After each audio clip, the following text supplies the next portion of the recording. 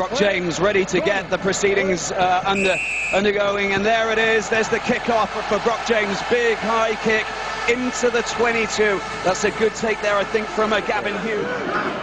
Do you think it's down to luck, or should it be, you know, sort of, because everybody should be perfect? You know, perfection is one thing, you know, having a bit of luck is another. Yeah, there's a little bit of luck involved in everything as they track through. Good move there. They managed to get an overlap there.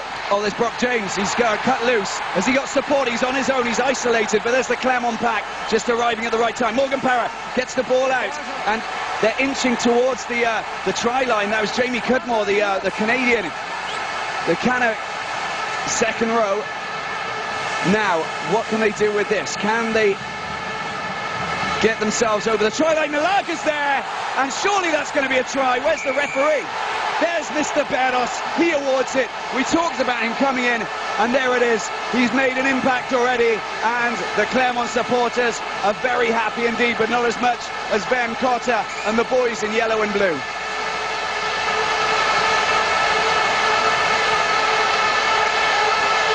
That was where it all started, way back 60 metres back, and you know, all they need to do is attract both midfielders onto a dummy runner and send it out to Rougerie.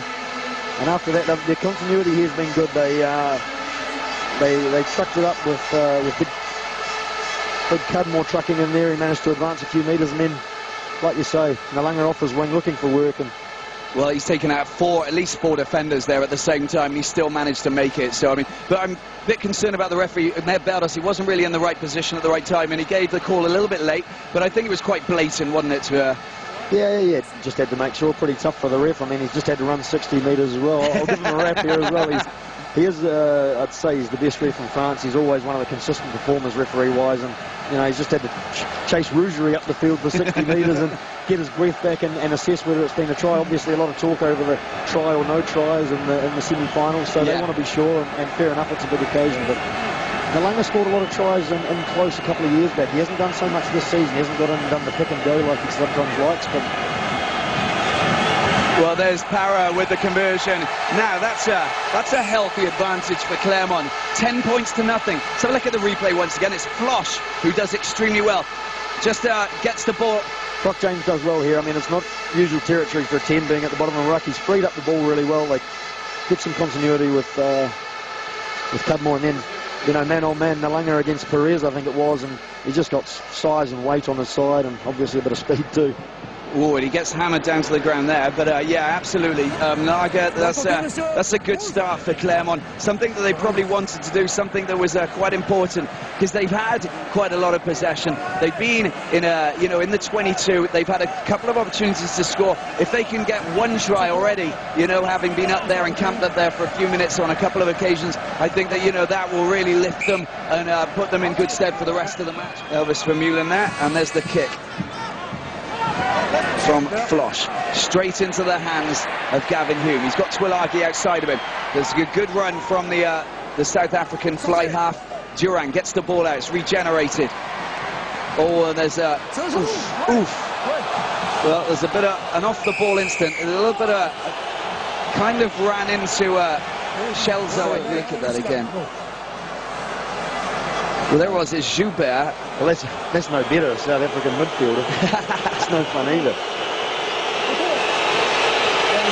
Well, just taking out Guillaume Gerardo extremely well there, and right in front of the referee.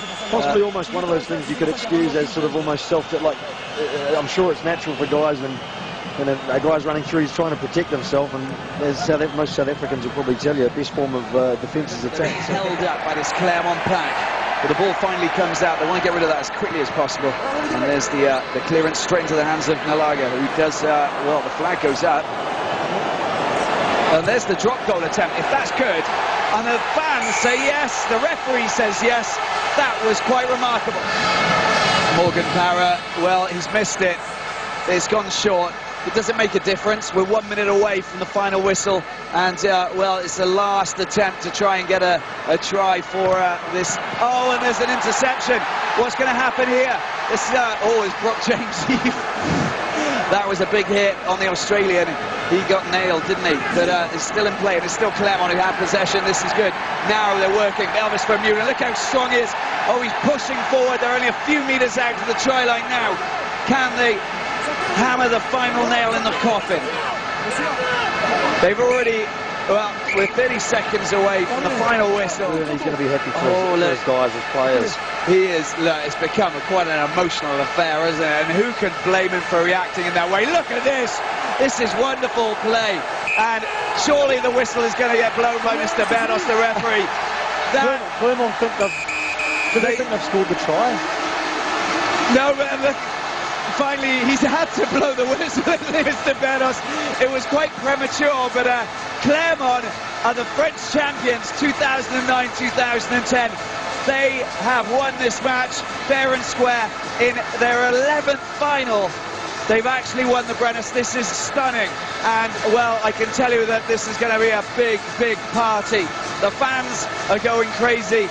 The players, it's all so emotional. There's going to be a lot of tears out there, you know, being shed this evening. They just can't believe it, can they?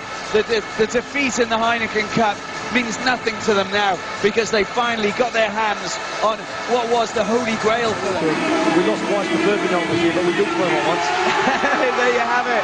They're the champions, 2009-2010. The Brennus Shield lifted by Aurélien Rougerie, who really represents this Clermont side. It's a wonderful moment. It's taken 11 attempts, and there's gold, well, ticker tape absolutely everywhere.